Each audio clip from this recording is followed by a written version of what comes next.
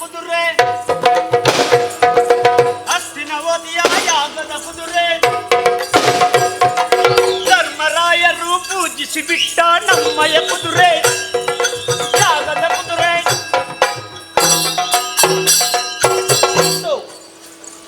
ಲಕ್ಷ್ಮಿ, ಸ್ವಲ್ಪ ನಿಂತು ಆಯ್ತಾ? ಯಜಮಾನ್ರ ಹತ್ರ ಮಾತಾಡಿ ಬರ್ತೇನೆ. ಮಹಾಪ್ರಭುಗಳ ಪಾದಾರವಿಂದಕ್ಕೆ ವಂದನೆ. ದೂತ, ಕುದುರೆಯನ್ನು ನೋಡಿಕೊಳ್ಳುವುದಕ್ಕಾಗಿ ನಿನ್ನನ್ನು ನೇಮಿಸಿದವನು ನಾನಿದ್ದೇನೆ. ನಾನು ದಿನಾ ಕುದುರೆಯನ್ನು ನೋಡಿಕೊಂಡೇ ಇದ್ದೇನೆ.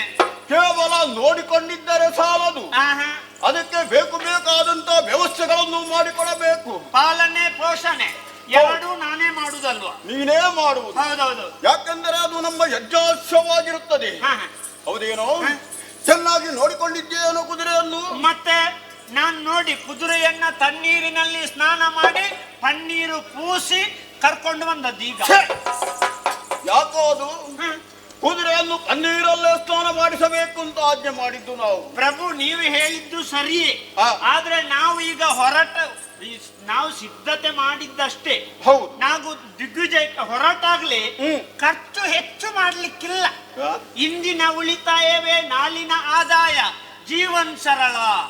ಹಾಗಾಗಿ ಸ್ವಲ್ಪ ಉಳಿತಾಯ ಮಾಡುವಂತ ತಣ್ಣೀರಲ್ಲಿ ಸ್ನಾನ ಮಾಡಿ ಪನ್ನೀರು ಪೂಸಿ. ಖರ್ಚು ಮಾಡುವುದಕ್ಕೆ ನಮಗೇನು ಇಲ್ಲಿ ಕೊರತೆ ಇದೆ? ಖಂಡಿತವಾಗಿಯೂ ಇಲ್ಲ. ಇಲ್ಲಿ ಖರ್ಚಿಗೆ ಕೊರತೆ ಇಲ್ಲ, ಕೊರತೆ ಇಲ್ಲ. ಸ್ವಲ್ಪ ಎಷ್ಟು ಬೇಕು ಅದೆಲ್ಲವೂ ಬೇಕು ಅಂತ ಮನಸ್ಸಿನಲ್ಲೇ ಯೋಚಿಸಿದರೆ ಸಾಕು. ಇಷ್ಟು ವ್ಯವಸ್ಥೆ ಯಾರಿಂದಾದರೂ ಉದಾರವಾಗಿ ದೊರಕುತ್ತದೆ ಇಲ್ಲಿ. ಖಂಡಿತ ಪ್ರಭು. ಹೌದಲ್ಲ? ನಿಮ್ಮ ವ್ಯವಸ್ಥೆಯಲ್ಲಿ ಖರ್ಚಿಗೇನು ಕಡಿಮೆ ಇಲ್ಲ. ಸ್ವಲ್ಪ ನಿರ್ದೇಶನಕ್ಕೆ ವ್ಯವಸ್ಥೆ ಆಗಬೇಕು. ಅಂದ್ರೆ ಆಯಾಯ ವಿಭಾಗಕ್ಕೆ ನೋಡಿಕೊಳ್ಳುವವರು ಬೇಕು. ಅದು ಹೌದು. ಈಗ ಕುದುರೆ ಮಟ್ಟಿಗೆ ನಾನಿದ್ದೇನೆ, ನೀನಿದ್ಯಲ್ಲ. ಹಾಗಾಗಿ ಇನ್ನು ಮುಂದೆ ಪ್ರತಿದಿನವೂ ಕುದುರೆಯನ್ನು ಪನ್ನೀರಲ್ಲ ಸ್ನಾನ ಮಾಡಿಸಬೇಕು. ಈಗಿಂದೀಗಲೇ ಶೀಘ್ರ ಬದಲಾವಣೆ. ತಣ್ಣೀರು ನೋಡ್ಲಿಕ್ಕಿಲ್ಲ, ಎಲ್ಲ ಪನ್ನೀರ್. ಹೌದೇನೋ? ಕುದುರೆಯನ್ನು ಆಭರಣಗಳಿಂದ ಶೃಂಗರಿಸಬೇಕು ಅಂತ ಹೇಳಿದವನು. ಹೌದೌದು. ಆದರೆ ಆಭರಣ ಕಾಣುವುದೇ ಇಲ್ಲವಲ್ಲ. ವಿಷಯ ಇರುವುದಲ್ಲೇ. ಯಾವುದು? ಕೆಲವು ನಾವು ವಿಚಾರಗಳನ್ನ ಗುಟ್ಟಾಗಿಟ್ರೆ ಒಳ್ಳೆಯದು. ಯಾವುದು ಗೊತ್ತಿನ? ಇಲ್ಲಿ ಮಧ್ಯದಲ್ಲಿ ನೇತಾಡುವುದೊಂದು ಗಂಟು ನೋಡಿ, ಏನದು? ಅದು ಆಭರಣದ ಗಂಟು. ಅದ್ಯಾಕೋ ಆಭರಣದ ಗಂಟನ್ನು ಅಲ್ಲಿ ಗಂಟು ಗಟ್ಟಿ ಇಟ್ಟದ್ದು? ಈಗ ನಾವು ಕುದುರೆಯನ್ನು ಶೃಂಗರಿಸುವುದಕ್ಕೆ ಇರುವುದಲ್ವೋ? ವಿಷಯ ಹೌದು ರಾಯರೇ. ನಾವು ಊರಲ್ಲೇ ಸುತ್ತಾಡುದ ಅಲ್ಲ, ಮಧ್ಯ ಹೋಗುವಾಗ ಕಾಡು ದಾರಿ ಸಿಗುವುದಿಲ್ವೋ? ಸಿಗ್ತದೆ. ಕಾಡು ದಾರಿ ಮಧ್ಯ ಹೋಗುವಾಗ ಎಲ್ಲರೂ ನಮ್ಮಂತವರೇ ಇರುವುದಾ? ಎಲ್ಲಿಯಾದರೂ ಕಳ್ಳರು ಕಾಕರು ಪೋಕರು ಎಲ್ಲ ಸಿಕ್ಕಿದ್ರೆ ಅದು ಯಾವುದು? ಕಳ್ಳರು ಗೊತ್ತುಂಟು. ಕಾಕರು ಪೋಕರು ಅಂದ್ರೆ 24 ವರ್ಷ ತಿರುಗಾಟ ಆಯ್ತು, ಇನ್ನೂ ನನಗೆ ಗೊತ್ತಾಗ್ಲಿಲ್ಲ. ಹೌದಾ? ಎಲ್ಲ ಹಿರಿಯರು ಹೇಳಿದ್ರು ಅಂತ ನಾನೇ ಹೇಳುದಷ್ಟೇ. ಅಂತ ಭಯ ನಿನಗೆ ಬೇಡ. ನೀವು ರಕ್ಷಣೆಗೆ ನೀವಿದ್ದೀರಿ. ನಾವೆಲ್ಲ ಇಷ್ಟು ಮಂದಿ ಇರುವಾಗ ನಮ್ಮ ಕುದುರೆಯಲ್ಲಿದ್ದಂತ ಆಭರಣವನ್ನು ಯಾರು ಕಳ್ಳತನ ಮಾಡುವುದಕ್ಕೆ ಸಾಧ್ಯ ಉಂಟು? ಆಗ್ಲಿ, ಈಗ ಗಂಟು ಬಿಚ್ಚಿ ಮೇಲೆ ಹಾಕುದೇ. ಇನ್ನು ಇವತ್ತು ಕೆಲವು ಗಂಟು ಇನ್ನು ಬಿಚ್ಚಬೇಕಷ್ಟೇ. ಹೌದಾ? ಯಾವ ಗಂಟಿನಲ್ಲಿ ಏನೇನುಂಟು ಅಂತ ಇನ್ನೂ ಗೊತ್ತಾಗಬೇಕು ನಮಗೆ. ಅದನ್ನು ಬಿಚ್ಚುವುದಕ್ಕೆ ಪ್ರತ್ಯೇಕವಾದಂತಹ ಜನರೇ ಇದ್ದಾರೆ. ಅವರೆಲ್ಲಿದ್ದಾರೆ ಅಂತ ಹುಡುಕುದೇ ನಮ್ಮ ಕೆಲಸ ಆಗಿದೆ. ಇಲ್ಲ, ಅವರ ಕರ್ತವ್ಯವನ್ನು ಮಾಡುವುದಕ್ಕೆ ಸರಿಯಾದ ಹೊತ್ತಿಗೆ ಅವರು ಬರುವವರೂ ಇದ್ದಾರೆ. ಖಂಡಿತ ಬಂದಾರೋ ವ್ಯವಸ್ಥೆ ಖಂಡಿತವಾಗಿಯೂ ಚೆನ್ನಾಗಿ ಆಗುತ್ತದೆ. ಅವರು ಬಾರದೇ ಇದ್ರು ನಾವು ನಂಬಿದ ದೇವರಾದ್ರೂ ಅವರನ್ನು ಕರೆದುಕೊಂಡು ಬಂದ. ಖಂಡಿತವಾಗಿಯೂ. ಹೌದಲ್ಲ? ಆಭರಣ ವಿಷಯ, ಆಭರಣದ ವಿಷಯ ಮತ್ತೆ ದಷ್ಟಪುಷ್ಟವಾಗಿ ನೋಡಿ. ಹೌದು. ಏನು ಕುದುರೆ ಬಹಳಷ್ಟು ಬಡಗಲಾಗಿ ಕಾಣುತ್ತಾ ಇದೆಯಲ್ಲ. ಚೆನ್ನಾಗಿ ತಿನ್ನುವುದಕ್ಕೆ ಕೊಡುವುದಿಲ್ಲ ಏನು ನೀನು ಅದಕ್ಕೆ? ನಿಮಗೆ ನನ್ನನ್ನು ನೋಡುವ ಗೊತ್ತಾಗುದಿಲ್ವಾ? ಏನು? ನಾನು ಹೇಗಿದ್ದೇನೋ ಅದಕ್ಕಿಂತ ಹೆಚ್ಚು ಕುದುರೆಯನ್ನು ನೋಡ್ತೇನೆ. ಅಂದ್ರೆ ಹುರುಳಿಯನ್ನು ಬೇಯಿಸಿ ಸಾರನ್ನು ಕೊಟ್ಟು ಹುರುಳಿಯನ್ನು ನಾನು ತಿನ್ನುವುದು. ಸಾರನ್ನು ಕುದುರೆಗೆ ಕೊಡುವುದು, ಹುರುಳಿಯನ್ನು ನೀರು ತಿನ್ನುವುದು. ಯಾಕದು ಹಾಗೆ? ಅಂದ್ರೆ ಅದು ನನ್ನ ಅಜ್ಜಮ್ಮ ಹೇಳ್ತಾ ಇದ್ರು. ಏನು? ಸಾರಿನಲ್ಲಿ ಸತ್ವ ಉಂಟು ಮಗನೇ, ಸತ್ವ ಯಾವಾಗಲೂ ಹೆಚ್ಚು ಸಿಗಬೇಕು, ಹಾಗಾಗಿ ಸಾರನ್ನು ಕೊಡು ಅಂತೇಳಿ. ಓಹೋ, ಸಾರಿನಲ್ಲಿ ಸತ್ವವಿದೆ. ಹಾಗಾಗಿ ಸಾರಿನ ಬಗ್ಗೆ ನಿನ್ನ ಅಜ್ಜಿ ಹೇಳಿದ್ದು ನಿನಗೆ. ಒಂದು ಹಾಗೆ.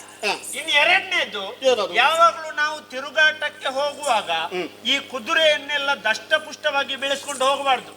ಮತ್ತೆ ತಿರುಗಾಟಕ್ಕೆ ಹೋಗುವವರು ಕೂಡ ತುಂಬಾ ದಪ್ಪದವರು, ದೊಡ್ಡ ಹೊಟ್ಟೆಯವರನ್ನೇ ಯಾವಾಗಲೂ ಕರ್ಕೊಂಡು ಹೋಗಬಾರ್ದು. ಪ್ರಯಾಣಕ್ಕೆ ಕಷ್ಟ. ಒಂದೆರಡು ಪ್ರವೇಶ ಮಾಡಿಯೇ ಮತ್ತೆ ಸುಸ್ತಾಗ್ತಂತ ಕೂತ್ಕೊಳ್ತಾರೆ.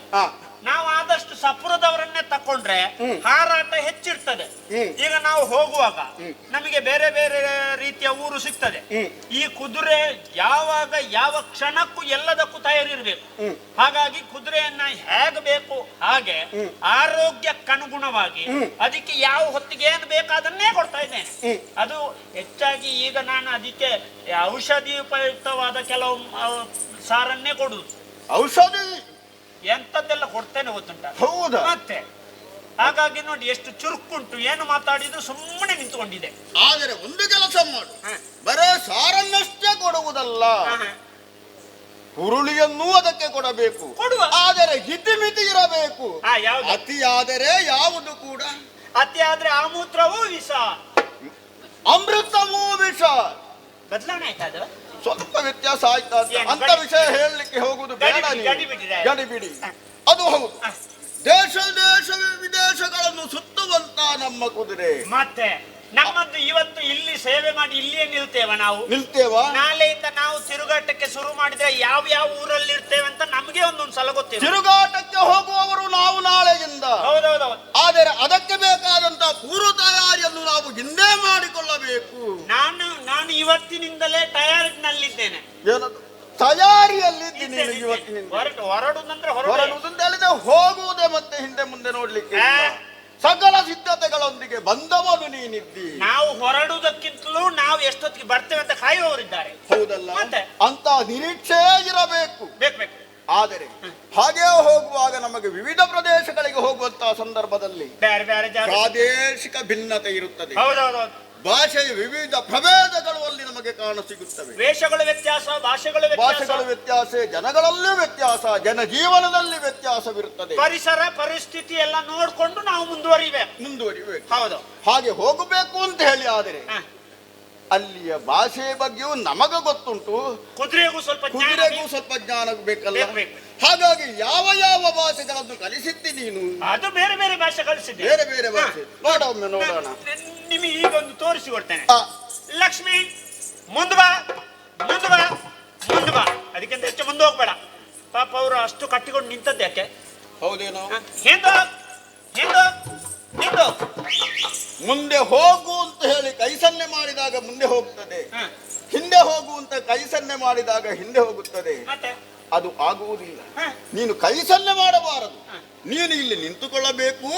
ಕುದುರೆಗೆ ನೀನು ನಿನ್ನ ಭಾಷೆಯನ್ನು ಹೇಳಬೇಕು. ನಾನು ಬರೀ ಸಂದೇಶ ಕೊಟ್ಟರು ಸಾಕು. ಒಂದು ಸಂದೇಶ ರವಾನಿಸಿದ್ರೆ ಸಾಕು. ನೋಡಿ, ಮುಂದೆ ಬಾ. ಹಿಂದೋಗ. ಹೌದೇನೋ? ನಾವು ಅಶ್ವಮೇಧಕ್ಕಾಗಿ ಹೊರಟವರು, ಮುಂದೆ ನೀಡುತ್ತಾ ಸಾಗುತ್ತಿರುವವರು ನಾವು. ಎಂದು ಹಿಂದೆ ನೀಡುವುದಕ್ಕಿಲ್ಲ. ಹಾಗಿದ್ದರೆ ಮುಂದೆ ಹೋದಂತಹ ಕುದುರೆ ಯಾಕೆ ಹಿಂದೆ ಬರಬೇಕು? ವಿಷಯ ಇರುವುದಲ್ಲೇ ರಾಯರೇ. ಯಾವುದು? ನೋಡಿ, ಸ್ವಲ್ಪ ನಾವು ಬುದ್ಧಿ ಬೆಳೆಸಬೇಕು. ಈಗ ನಾವು ಹೋಗ್ತಾ ಇರಬೇಕಾದ್ರೆ ಒಂದು ಊರಿಂದ ಇನ್ನೊಂದು ಊರಿಗೆ ಹೋಗುವ ಗಡಿ ಪ್ರದೇಶದಲ್ಲಿ ದೊಡ್ಡ ದೊಡ್ಡ ಕೋಟೆ ಕೊತ್ತಲಿಂಗೆ ಎಲ್ಲ ಇರ್ತದಲ್ಲ. ಯಾವುದು? ಕೊತ್ತಲಿಗೆ. ಈಗ ನೇರ ಹೋಗ್ತಾ ಇದ್ರೆ ಹಾರ್ಲಿಕ್ಕೆ ಆಗ್ತದ? ಇಲ್ಲ. ಒಂದು 10 ಹೆಜ್ಜೆ ಹಿಂದೆ ಬಂದು ಮುಂದೆ ಹಾರು. ಬಳಿರೆ ಸಾಬಾಸು, ನೀನು ಬಹಳ ಜಾಣನಿದ್ದಿ. ಆದಿತು. ಇನ್ನುಂಟು. ಮುನ್ನಟ್ಟು ಬಾ. ಪೈಯಟ್ಟಬೋ. ಅದು ಯಾವ ಭಾಷೆ? ಅದು ಮಳೆಯೋ ಅಂದರೆ ಕೇರಳ ನಾಟಕರಿಂದಲೇ. ಕೇರಳದ ಭಾಷೆ. ನಮ್ಮದು ಹೋಗುವಾಗ ಎಲ್ಲೆಲ್ಲ ದೇವರ ನಾಡು. ನಮಗೆ ತುಂಬಾ ಹತ್ತಿರ ಇರುವುದು ಈಗ ಹೋಗುವಾಗ ಅದೇ ಅಲ್ಲ. ಮತ್ತೆ ಮಲಯಾಳಂ ಭಾಷೆ. ಇನ್ನು ಅಂಗಿಯವರೇ ಪಕ್ಷಪಾತ್ ಅದು ಏನು ಅಂತ ನನಗೆ ಅರ್ಥ ಆಗಲಿಲ್ಲ.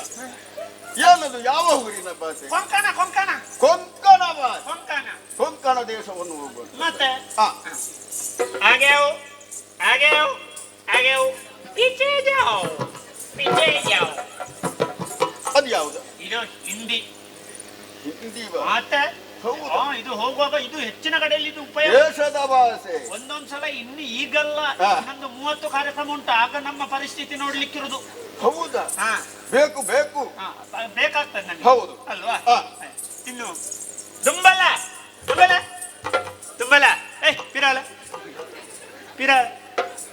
ಇರಲ್ಲ. ಅದು ಯಾವ ಊರಿನ ಭಾಷೆ? ಇದು ನನಗೆ ಬಹಳಷ್ಟು ಅಭಿಮಾನದ ಭಾಷೆ. ನಿನಗೆ ಹತ್ತಿರದ ಭಾಷೆ ಅದು.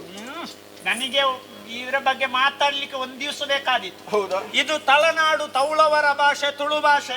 ತುಳು ಭಾಷೆ. ತುಳುನಾಡಿಗೆ ಹೋಗುವಾಗ ಭಾರಿ ಬೇಕಾಗ್ತದೆ. ಮೃದು ಮನಸ್ಸಿನ ಹೃದಯ ಶ್ರೀಮಂತಿಗೆ ಇರುವವರ ಭಾಷೆ ಇದು. ಆಯ್ತು. ಇನ್ನು ಇನ್ನು ಈಗ ಕೆಲವು ಕಡೆ ನಮ್ಗೆ ಗುಪ್ತ ಭಾಷೆಗಳು ಬೇಕಾಗ್ತದೆ. ಹೌದು ಹೌದು ಹೌದು. ಹಾಗಾಗಿ ಎಲ್ಲ ಭಾಷೆ ಅಂದ್ರೆ ಯಾವ ಭಾಷೆಯವರು ಇರ್ತಾರೆ ಅಂತ ಗೊತ್ತಾಗುದಿಲ್ಲ. ಹಾಗಾಗಿ ನಮಗೆ ನಮ್ಮವ್ರು ಯಾರು ಮಧ್ಯದಲ್ಲಿ ಬಾಕಿ ಆದ್ರ ಕುದುರೆ ತುಂಬಳೆ ತುಂಬಳೆ ಬರ್ಸೋದು ಬರ್ಸ ಕಣಕ ಅವಳೆ ಜಿಲ್ಲಾ ಮತ್ತೆ ನಮ್ಮೇನು ಮುಟ್ಟ ಬೇಗ ಬರ್ಸ ಬತ್ತಜಿನ ಮುಗಿನ ಹೊರಡು ಮುಗಿನ ಸ್ವಾಮಿ. ಇದು ಯಾರಿಗಾದ್ರ ಅರ್ಥ ಆಯ್ತಾ? ಯಾರಿಗೂ ಅರ್ಥ ಆಗ್ಲಿಲ್ಲ. ಇದು ಎಲ್ಲ ಮತ್ತು ಕುದುರೆಗೆ ಮಾತ್ರ. ಇದು ಎಲ್ಲ ಭಾಷೆಯನ್ನು ಅರೆದು ಒಂದು ಕಾಗದದಲ್ಲಿ ಬರೆದು ಆಮೇಲೆ ಅದನ್ನು ಸುಟ್ಟು ಆ ಕುದುರೆಗೆ ಸ್ವಲ್ಪ ಕುಡಿಸಿ ಉಳಿದ ಸ್ವಲ್ಪ ನಾನು ಕುಡ್ದದ್ದು. ಇಬ್ಬರೂ ಕುಡಿದದ್ದು. ನಮಗೆ ಮಾತ್ರ ಈ ಕುದುರೆಗೆ ಕುಡಿಸಿ ನಾನು ಕುಡಿದ್ರೆ ಸರಿಯಾಗ್ತದೆ. ಅಂದರೆ ನಿಮ್ಮ ಇದು ಕುಡಿದ ಭಾಷೆ. ಹೌದೌದು, ಇದು ಗುಪ್ತ ಭಾಷೆ. ಗುಪ್ತ ಭಾಷೆ. ಕುಡಿದವರ ಭಾಷೆ ಕೇಳಿದ್ರೆ ಅಯ್ಯೋ ನನಗೆ ತಲೆ ಬಿಸಿ. ಅಲ್ಲ ಅಲ್ಲ, ನೀವು ಇಬ್ಬರು ಅರೆದು ಕುಡಿದದ್ದು ಆ ಭಾಷೆ. ಇದು ಸಮ್ಮಿಶ್ರ ಭಾಷೆ. ಸಮ್ಮಿಶ್ರ ಭಾಷೆ, ಅದು ಗುಪ್ತ ಆದಿತು. ಇನ್ನು ರಾಯರೇ, ಈಗ ಎಲ್ಲ ವ್ಯವಸ್ಥೆ ಆಯ್ತು. ಮತ್ತೆ ನಾವು ತಿರುಗಾಟಕ್ಕೆ ಹೊರಟಾಗ ನಮ್ಮ ಬಗ್ಗೆ ನಾವೇನು ಹೇಳಿಕೊಳ್ಳಬೇಕು ಅಂತಿಲ್ಲ. ಇಲ್ಲ ಇಲ್ಲ, ಅದು ಹೌದು. ಯಾಕಂದ್ರೆ ನಾವು ಹೊರಟದ್ದು ಒಂದು ದೊಡ್ಡ ಕ್ಷೇತ್ರದಿಂದ. ಅದು ನಮ್ಮ ಹಸ್ತಿನಾವತಿಯ ಬಗ್ಗೆ ಪ್ರಚಾರ ಇಲ್ಲ ಅಂತೇನಿಲ್ಲ. ಈಗ ನಾವು ಕುದುರೆ ಮತ್ತು ನಮ್ಮ ಜೊತೆ ಇರುವವರು ಸಕಲರು ಒಟ್ಟಾಗಿ ನಮ್ಮ ಯಾತ್ರೆಯನ್ನು ಕೈಗೊಳ್ಳಬೇಕು. ಹೌದು. ಹಾಗಾಗಿ ನಾನು ಪೂರ್ವ ತಯಾರಿ ಬಾಕಿ ವ್ಯವಸ್ಥೆಯನ್ನು ನಾನು ಮಾಡ್ತೇನೆ. ಕುದುರೆ ಹಣೆಗೆ ಲಿಖಿತ ಒಂದು, ಆಮೇಲೆ ಶೃಂಗಾರ ಇದೆಲ್ಲ ಮಾಡಿ ಬಿಡ್ತೇನೆ. ಆಯ್ತು, ನಾನು ಹಾಗಾದ್ರೆ ನನಗೊಂದು 2,500 ಮಾಡ್ಬೇಕು ಈ ಸಲ. ನಿನಗೆ ಎಷ್ಟು ಬೇಕು ಅಷ್ಟು ಎಲ್ಲ ನಮ್ಮ ಭಂಡಾರದಲ್ಲಿ ಉಂಟು. ಇಲ್ಲಿ ಯಾವುದಕ್ಕೂ ಕೊರತೆ ಇಲ್ಲ. ನೀನು ಕೇಳಬೇಕು ಅಂತಿಲ್ಲ. ನಿನ್ನಂತವರನ್ನು ಮೇಲೆ ತರುವುದಕ್ಕಾಗಿಯೇ ಇರುವಂತಹ ಹೊಣೆಗಾರಿಕೆ. ದೇವ್ರೆ, ನೀವೆಲ್ಲ ಇಂಥ ವ್ಯವಸ್ಥೆ ಮಾಡ್ತೀರಿ. ಒಂದೊಂದ್ಸಲ ನಮ್ಮಂತವರಿಗೆ ದೇವರು ಕೊಟ್ಟರು ಪೂಜಾರಿ ಪೀಠ ಅಂತ ಮಧ್ಯ ಯಾರಾದ್ರೂ ಬಂದ್ರೆ ಸಮಸ್ಯೆ ಆಗುದು. ಇಲ್ಲಿ ಮಧ್ಯಸ್ಥಿಕೆಯ ಯಾರಿಲ್ಲ, ನೇರ ವ್ಯವಸ್ಥೆ ಇಲ್ಲ, ಎಲ್ಲವೂ ನೇರ. ನನಗೆ ಬಹಳ ಒಂದು ಮೆಚ್ಚುಗೆಯಾದ ವಿಚಾರ ಇದು. ಇಲ್ಲಿ ಮಧ್ಯಸ್ಥರು ಯಾರು, ಯಜಮಾನರು ಯಾರು ಇಲ್ಲ. ಇಲ್ಲಿ ದೇವರೇ ಯಜಮಾನರು. ಹೌದು, ದೇವರ ಪ್ರಸಾದವೇ ದೇವರ ಸೇವೆ ಅಲ್ವಾ? ಹೌದು. ಹಾಗಾಗಿ ಹೊರಡುದೇ.